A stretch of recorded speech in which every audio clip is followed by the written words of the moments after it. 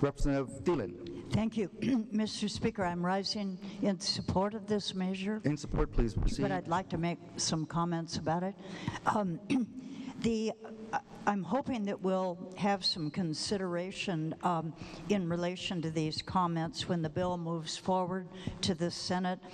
This bill opens up half the state's existing bottomfish restricted fishing areas, and these are areas that are currently off limits to bottom fishing. We need basic rules in place to protect our fisheries. And the purpose of the proponents of the bill, and actually the existing law, states that we have federal rules already in place that are good enough to protect our fisheries. The problem is we may not in the coming months, the coming years. The federal government sets an annual catch limit for bottom fish species, and that's a total limit on the number of bottom fish that can be caught each year. Once you hit that number, there's no more bottom fishing that year. That's federal regs. And it's a conservative number set yearly by the Western Pacific Regional Fishery Management Council. The council sets an annual catch limit after reviewing science provided by NOAA and after hearing from stakeholders. NOAA, which may be downsized or may be dismantled.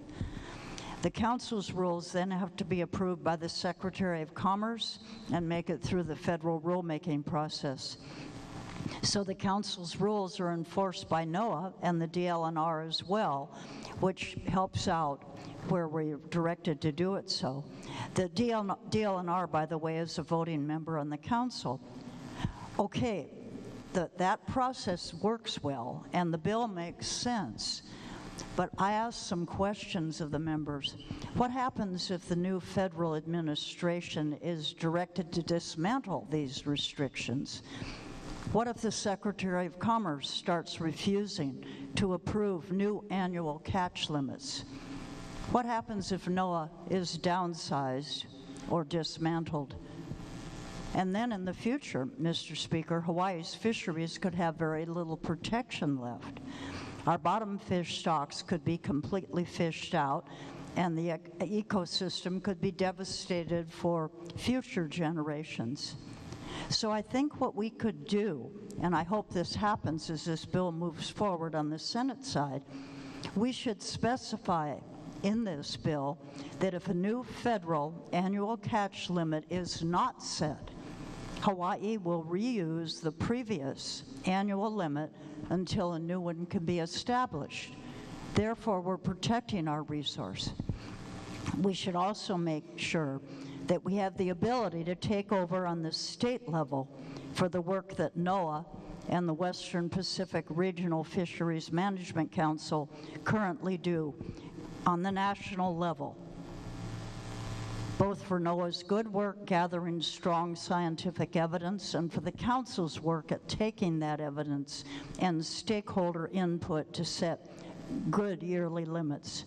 Mr. Speaker, today we cannot rely on the federal government to do this for us anymore.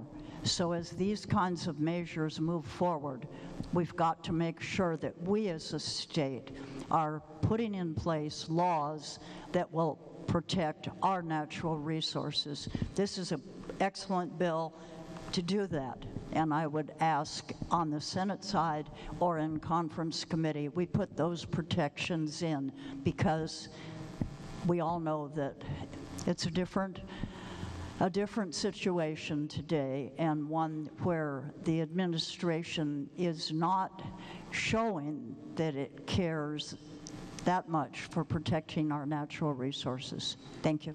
Thank you very much,